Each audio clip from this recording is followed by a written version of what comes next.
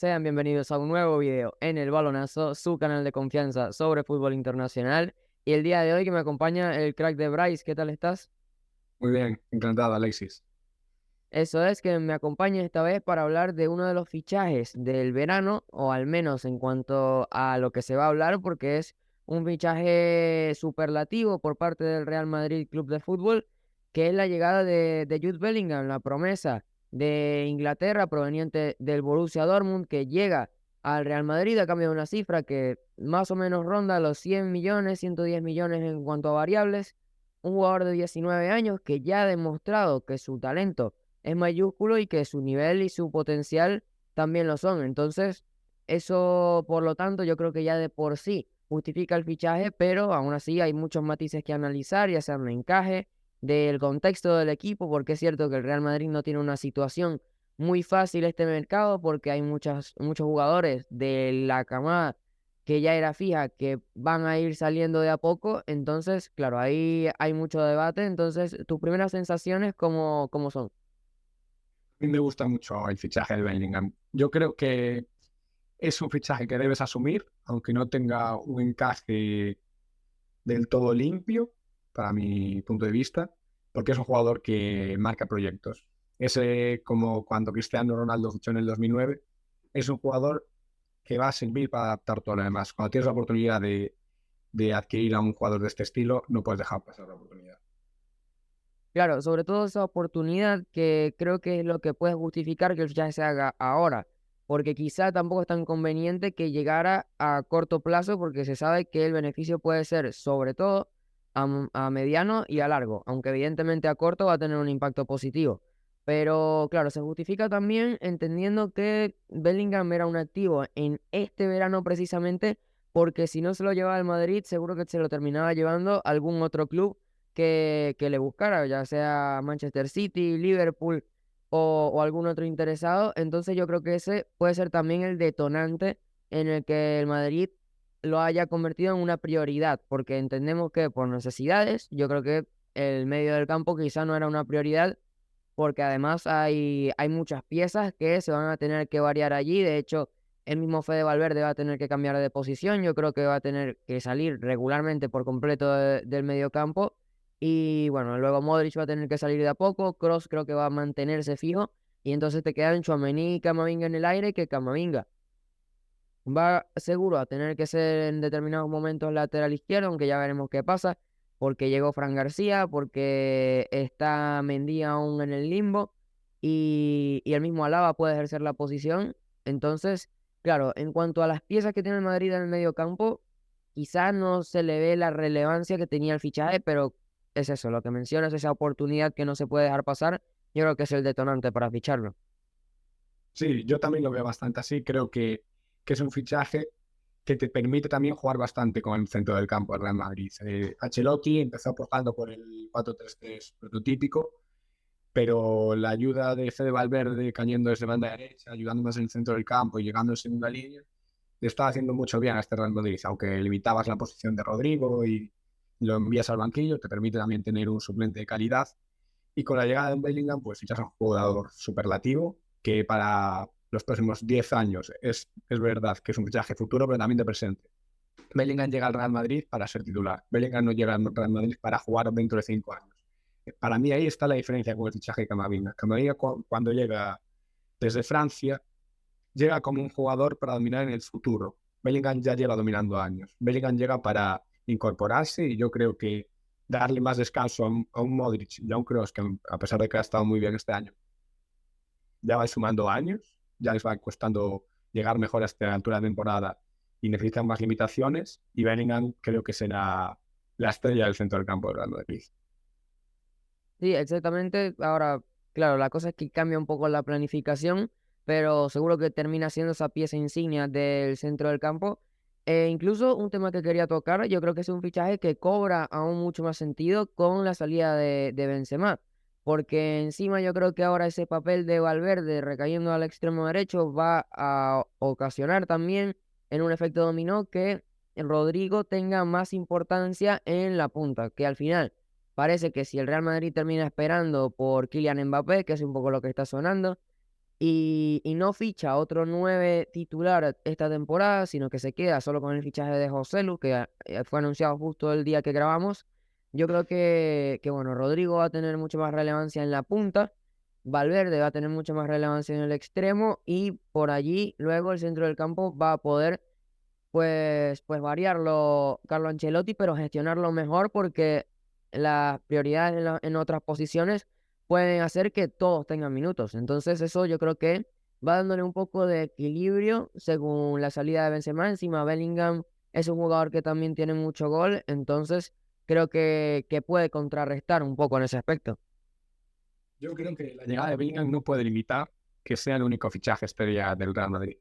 El Real Madrid necesita un delantero centro y José Lu es un buen jugador de equipo, es un jugador que va a aportar 10 goles, creo, o 15 goles entre todas las competiciones a final de temporada, pero José Lu debe ser fondo de armario, el Real Madrid debe ser un delantero para salir desde el banquillo, en partidos en la competición liguera dar descanso a un delantero titular, pero yo creo que el Real Madrid debe cantarse por ir detrás de Harry Kane, es el 9 que hay en el mercado nivel top, y no se pueden ceder a quedarse un año más en blanco sin Mbappé.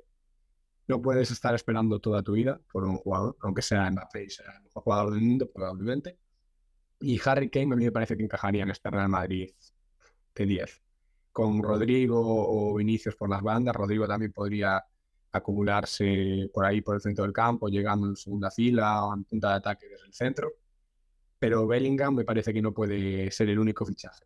Es cierto que el Real Madrid podría seguir tirando con Rodrigo en punta, Bellingham en el centro del campo, Valverde subiendo un poquito más la altura, pero para mí Bellingham no es limitante y es más, si tienes a Bellingham en tu equipo y si realizas este desembolso es porque quieres ganar todo y para ganar todo necesitas un punta referente en un equipo como el Real Madrid.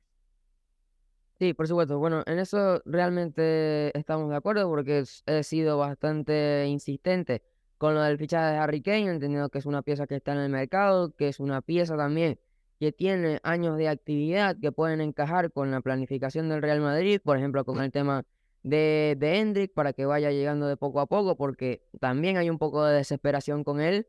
Pero bueno, entonces, claro, quizá entonces en ese caso el fichaje de Bellingham no tiene tanta relación con la punta. Pasa que, claro, si en la planificación del Real Madrid está a esperar por Kylian Mbappé, este sería un poco un año de tener muchos parches en las posiciones y esperar al año que viene a dar ese golpe dentro de los fichajes y terminar de afinar esas posiciones que se van a quedar flojas esta temporada. Pero por supuesto que yo creo que también la necesidad del Real Madrid es otra, pero con la salida de Benzema, yo creo que el fichaje de Bellingham puede contrarrestar muchas cosas. Es un poco lo que veo. Imaginemos el caso en el que el Real Madrid al final termina esperando por Kylian Mbappé y no ficha un 9. Yo creo que el impacto de Bellingham se puede notar bastante y creo que sin él realmente se podía notar una decaída en cuanto a cifras, que creo que igual se va a notar, pero creo que no sería tan significativa. Sí, y Jude lo que te aporta es que también tiene mucha llegada, tiene un buen golpeo, una llegada de segunda línea, tanto con derecha, izquierda, hasta de cabeza, que va a aportar números, va a ser un buen adorno en el Real Madrid desde el medio campo. Yo creo que es un perfil muy diferente al Modric, Kroos, Casemiro que hizo al Real Madrid triunfar toda esta década.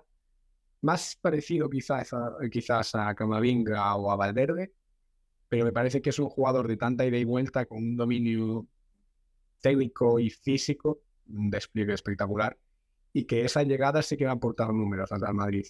Pero así creo que no puedes limitarte a Bellingham en las cifras goleadores. Yo creo que es un jugador de impacto y que necesita a un delantero por delante para fijar centrales y poder llegar desde atrás y arrasar con todo para poner el tiempo.